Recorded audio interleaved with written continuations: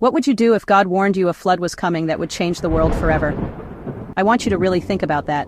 Not a storm, not a hurricane, a flood that would erase everything.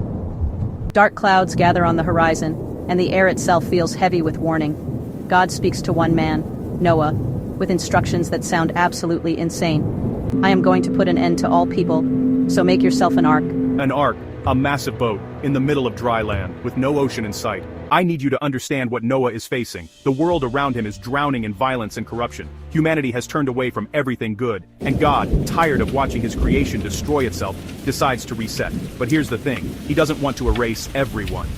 He chooses Noah. One man, one family, one chance. The instructions are specific. Build an ark of gopher wood, make rooms in it, cover it with pitch inside and out.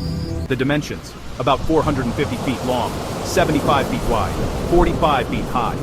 For perspective, that's longer than a football field and taller than a 4-story building. Noah has never built anything like this. No one has. Ships this size won't exist again for thousands of years, but God has spoken, and Noah says, yes. Now comes the hard part. Building the ark doesn't take weeks or months, it takes decades. Some scholars estimate up to 120 years. I want you to feel the weight of that. Every single day, Noah wakes up and builds. He cuts timber, he hammers, he seals. His hands blister and heal and blister again. His back aches. His family works alongside him, trusting a promise they cannot see. And the world laughs. Neighbors mock him as they pass by.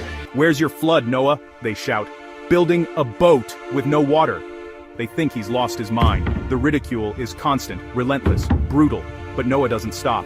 He doesn't argue. He doesn't defend himself. He just builds. Because faith isn't about convincing others. It's about obeying when obedience makes no sense. Then something extraordinary happens. The ark is finished, and the animals come. Not randomly, not chaotically, in pairs. Genesis 6:19 tells us, "You are to bring into the ark 2 of all living creatures, male and female, to keep them alive with you. Lions walk beside lambs. Birds of every color fill the sky. Creatures great and small move toward the ark as if pulled by an invisible thread." This isn't Noah rounding them up. This is God orchestrating the impossible. I want you to see this moment through Noah's eyes. Every species entering is proof that he wasn't crazy. The crowd that mocked him, they're silent now. Some are curious, some are afraid, but none of them step forward. The door remains open. The invitation stands, but they choose to stay outside. And then the door closes. Not by Noah's hand. God himself shuts it. The sound echoes. Final. Irreversible. Inside the ark, Noah and his family wait in darkness. Outside, the world continues as normal. People eat, they drink, they marry, they laugh. They have no idea what's coming. The sky, which had been threatening for so long, finally breaks. Genesis 7:12. And rain fell on the earth 40 days and 40 nights. But this isn't just rain. The fountains of the great deep burst open. Water explodes from beneath the ground. The sky pours down in sheets. Rivers overflow. Valleys fill. Mountains begin to disappear. The world Noah knew, every landmark, every town, every face, vanishes beneath the rising tide. Inside the ark, they hear it. The pounding, the roaring, the screams that eventually go silent. 40 days and 40 nights. That's how long the rain falls. But the water doesn't recede immediately. Noah and his family float in darkness for months. No land, no landmarks, no sense of direction, just the endless rocking of the ark and the sounds of the animals. This is where faith is tested most. Not in the building, not in the mocking, but in the waiting, the isolation, the not knowing when or if it will ever end. But here's what we need to understand. Noah's faith isn't based on feelings. It's anchored in a promise.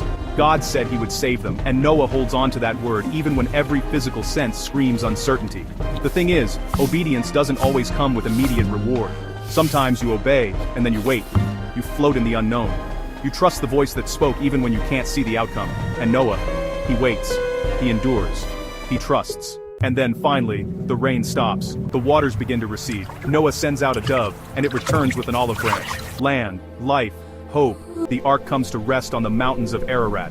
When Noah finally steps out, he doesn't step onto the same world. Everything has been washed clean, reset. The air smells different, the silence is profound, and then God speaks again. Genesis 9:13, "I have set my rainbow in the clouds, and it will be the sign of the covenant between me and the earth."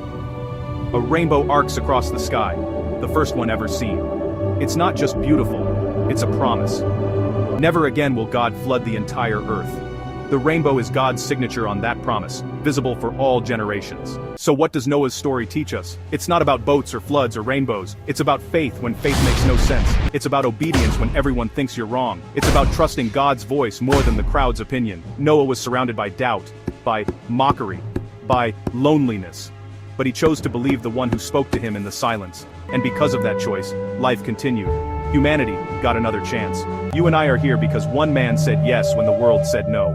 I want to leave you with this. What is God asking you to build? What obedience is he calling you to that makes no sense to anyone else? The world will mock, people will doubt, you'll feel alone, but faith isn't about having all the answers. It's about trusting the one who does. Noah built an ark in the desert because God said to. And when the rain came, that impossible obedience became the only thing that saved him. So build your ark, trust the promise, and when the storms come, and they will come, you'll be ready.